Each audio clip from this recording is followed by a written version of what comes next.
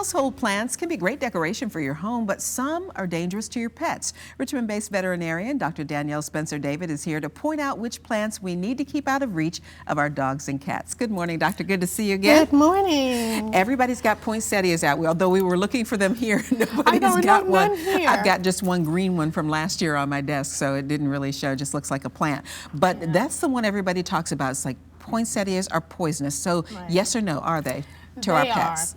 They definitely are. And primarily the majority of the plants that your pet comes in contact with will not be toxic, but that particular one is. Many of them cause pain in the mouth, in the oral cavity especially. So like burning? Burning sensation, even the tongue can swell. The throat can even swell, and it can get to the point where they need to be intubated, so at the veterinarian's office. So you want to try to keep them free of poinsettias. There's also the ivy. We see a lot of ivy this time of year. Also, pawing at the mouth, very sore in the mouth and the tongue. Also, there's the dumb cane or the Dieffenbachia.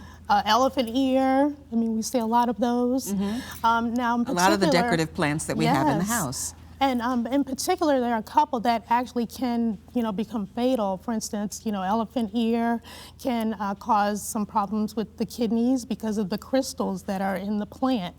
And they can deposit and cause the kidneys some problems. So that one is definitely particularly dangerous. So you mentioned a couple of the symptoms we should be looking for to keep an eye out for with our animals. What are some of the other things? So difficulty breathing is the first thing, or pawing at the mouth. And I look at it as nature's way of protecting the plant, because the plant is so undesirable and unpleasant. So it causes a burning sensation in the mouth. So the first thing is they're pawing at the mouth ferociously. If it gets to the point that they swallow it, the tongue can swell, as well as the throat swelling, vomiting and diarrhea as it passes, through the digestive tract. And unfortunately, you don't want it to go too long. If we can get to them within, say, 2 hours or so, we can cause them possibly to vomit some of the contents, and then worry about rehydrating and hospitalization after that. Is it important when we come to the veterinarian to kind of know which plant they got into? Right, exactly. And you want to at least have a little sample of it just in case, so we can make sure. But always, whenever you buy a plant, even at the nursery, make sure that you've checked either with poison control to make sure that it's not going to be toxic to your plants. That would be ideal. But if you just have to have the plant, just keep it out of the way of the pet. One of the things I was looking at on your list, because it's kind of in alphabetical order, is the aloe vera plant. And a lot of people have that because it soothes burns, but for pets it's not so good. Yeah, once you open it, it's nice and soothing. But for the pets, and of course they grab it from the root, the entire plant actually can be toxic, could even cause some vomiting. But again, they're pawing at the mouth a lot, and it also can cause some little pigments in the urine and blood in the urine. So we're looking for that. Something else that a lot of people have in dried arrangements especially is eucalyptus. Oh, yes. And the eucalyptus oil in particular is the toxic point to that. And again, we're going to have the same burning of the mouth and the swelling of the tongue.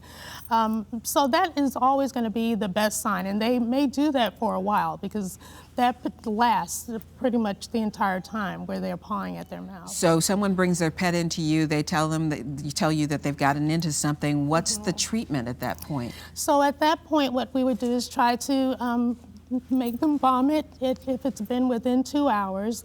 After that time, we would put them in the hospital, put them on IV fluids, check their lab work to see if there's any kidney or liver involvement, and that can determine how long they stay in the hospital, for instance. But mainly it's aimed at rehydrating them at that point. And you said with just a couple of exceptions, the prognosis is good if you catch it early. Right. As long as we can get it at least within 2 hours or so, we can at least get rid of most of it. And at that point, we can also give them some activated charcoal, and that decreases any further absorption through the intestinal tract. Now, there are a couple of others, for instance, sago palm, that can cause liver failure. So that one is a bad one as well. That one may require longer hospitalization. So if we have pets, we need to get them up high, away from dogs. Cats, I don't know, you can't really protect them, they with jump. Cats, yeah, it seems like the higher you put it, the more they want to jump up there. So yeah, just try to keep away any toxic plants, especially for cats. All right, doctor, thank you so much and happy holidays to you. Thank you. We'll You see you too. in the new year.